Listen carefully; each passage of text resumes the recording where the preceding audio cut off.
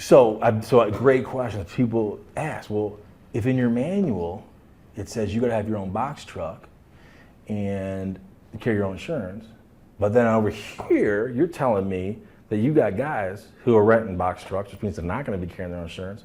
That's a violation of your policy, isn't it? 100%. So then, Joel, why do you do it? Risk management. Would I ever take a risk like that in NEMT or home care? Oh, hell no. Because now we're talking about human cargo. What is the absolute worst thing that's going to happen in the broker business? I scratch a table? I got to replace the cost of a table? But did they get insurance? Great question. Don't forget that. Don't forget that, because you know these are a good story. Oh yeah, that's a nice little money maker. Yep. Great story. So, at any point in time, if Keith ever wants to interject one of his own stories, it's a classic example of human risk management. Big difference. You can't, I mean, in the NEMT business, you're dealing with human cargo. In broker business, what am I doing? I'm moving desks, what am I moving furniture, what am I moving? So the thing that happened, did you see the video about the insurance? How I got hassle-free insurance? Mm-hmm. So hassle-free insurance. So the two biggest turning points that really turned corners for me was the first one was, so when I got into this business, I'm like, okay, I gotta make this Joel Davis way, I gotta scale it, I gotta grow it, I gotta automate it, and I'm doing, okay, I'll get a third party, they'll answer, they'll do all the calls, automation. By this time, I was already developing the software, which is unique to us, which we further enhanced to do, everything. And but I realized, okay, if I do that, and I get a third party to answer all the calls, that comes out of my commission. So why would I do that? Why don't I just charge money for when they call and do something over the phone? 10% of our reservations come online. It's a lot. I do a lot, we do big volume, so it's a lot. But 90% is over the phone, and I welcome the opportunity. Because when you call and process work over the phone, $10 is added to it. That I don't pay commission on. So if my, let's say, delivery work order is, let's say, $100, that means when someone calls in, let's say I got a 70-30 split for easy math. I'm giving 70% to the contractors, I'm keeping 30. But they called in, now if they did that online, that's it right there, 70-30, $100, they get 70, I get 30. And here's the other thing, why contractors stay with me. They make a freaking gold mine in cash tips. My guys crush it with tips. Crush it with tips. They crush it with tips. They might as well make 100% because, I mean, they make great money in tips, man. So let's go to $100.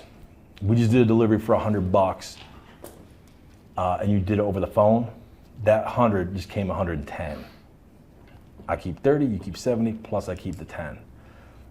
Did you hear on that Undercover Boss where I called my girls who were answering the phones?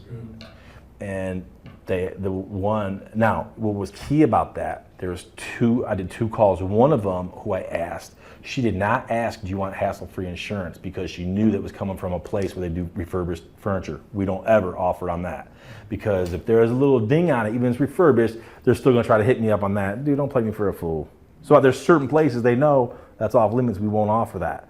Other places where it's new furniture, 100% SOP, when you're on the phone, you ask them, would you like hassle-free insurance? The way the hassle-free insurance came was literally, I was in the post office and I had my aha moment. Every time you go to mail something, postmaster always asks you, you have automatic insurance for $50, would you like more? And I'm like, dude, what in the F is the difference? They're delivering this, I'm delivering all, I need to do that.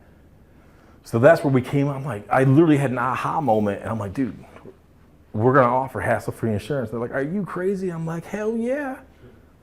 So let's call it $20. For $19.95, we do hassle-free insurance as long as it doesn't come out of some places where it's refurbished furniture or like we won't take it out of, we only offer that on deliveries. We don't offer that out of express moves or anything like that, or labor only. There's always a chance of a ding, and even if there already was a ding and you didn't see it, there's people who can still blame you. Don't even put yourself in that position.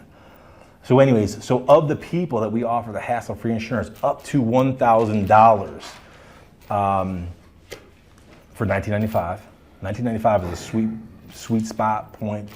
People don't care, it's just enough, just right, everything. 40% of the people will accept it.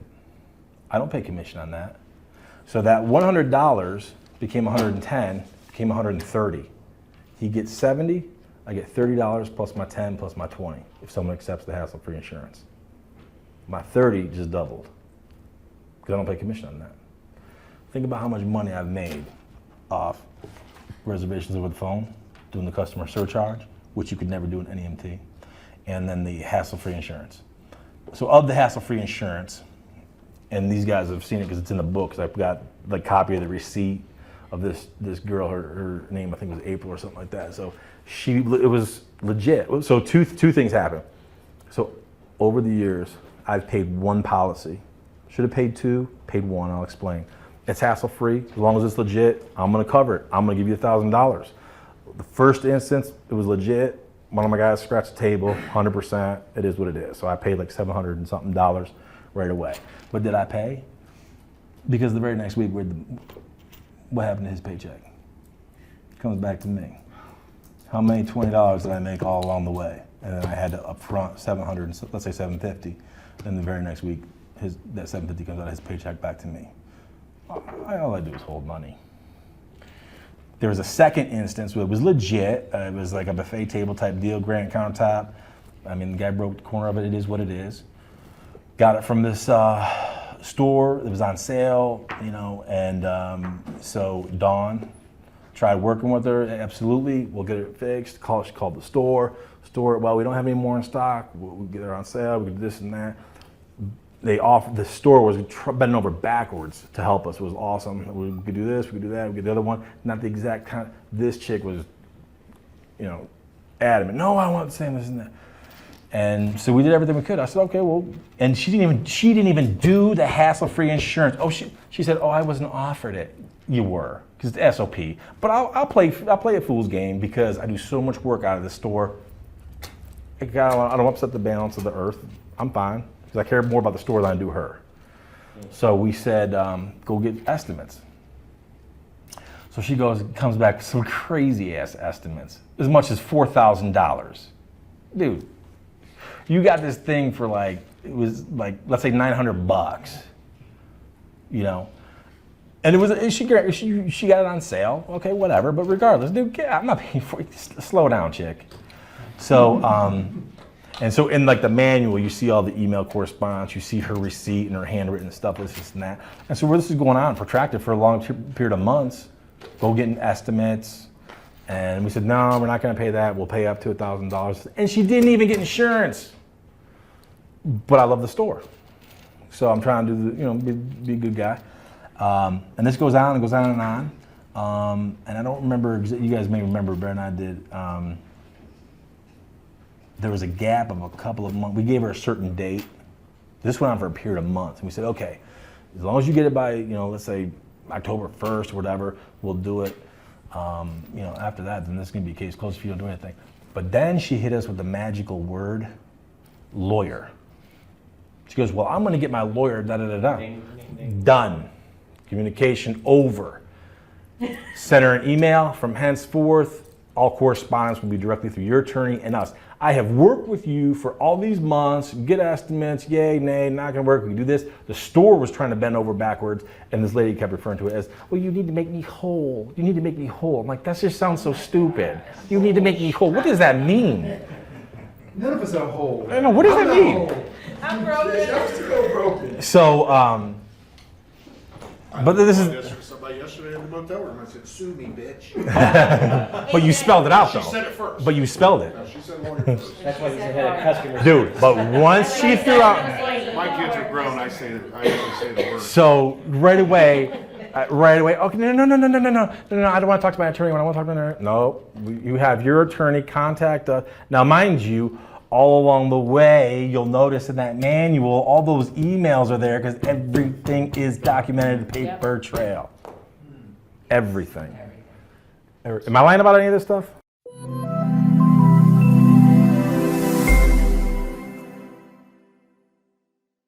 At the end of Q3, and you guys saw this, I'm sure, because I put it out. My Q3 deliveries we're averaging 98.42, which is down because at the end of Q2 I was like 103. So either way, I'm always around 100. What I do notice is that my express moves fluctuate I haven't really been able to identify why they fluctuate. And I do know that sometimes they get kind of miscategorized from labor only and express move by my girls, and they're doing this, but that's negligible. But my express moves at the end of Q3 was averaging 366.27, which is comprising 31.5% of my revenue. My deliveries is still the highest, 43.56%. Excuse me, Joe. Go ahead. When you say labor only compared to express deliveries, can you? So labor only is like what we're gonna do. I just told you we just booked a trip up in northern West Virginia. Whoever the person is, we've done work for her before. We've done deliveries. You'll see a lot of repeat business, 100%. We did deliveries for the daughter. She's in Carolina. Mother, who she anticipates is gonna pass away here, is in northern West Virginia. So we're gonna go up there and we're gonna load up everything. She's already ordered up pods. They're gonna deliver the pods in the driveway. So what we do is, people will ask us, well, you know, do you do the loading and ship all over the country like you know, Mayflower and all that stuff? No, we don't do that stuff. But we'll load stuff. If you want to move to Texas, whatever, we'll load it up. Pods will come pick it up. We sell people on pods because pods are painfully convenient. It's cost effective. They'll drop it in your driveway. You're not under the gun. So typically when you have a legitimate mover, I stress legitimate mover. If you have a legitimate moving service like Mayflower and the like, you know, you got to make your reservation well in advance. They're going to show up with a 28-foot truck. They're going to have probably 4 to 5 movers. It is what it is. I get that. Our express moves is that underserved market that no legitimate mover, I mean, established, you know, doing interstate stuff, no one's ever going to touch that. We make a killing on it. The labor only is literally, we do labor only. I would say 90% of that labor only is literally going in there and just being a strong back and moving stuff. That could be loading up pods. That could be cleaning out garages. Guys do haul-offs. They'll move stuff in and out of storage malls. They'll take stuff out of the garage to the storage mall. It's just straight labor stuff. There's a fine line between the labor-only stuff and express moves. Labor-only is typically, I'm coming to your location and I'm doing labor work there. Express move is literally, I'm coming and I'm picking from point up A and I'm, you know, loading, doing whatever I gotta do, and I'm moving it to point B.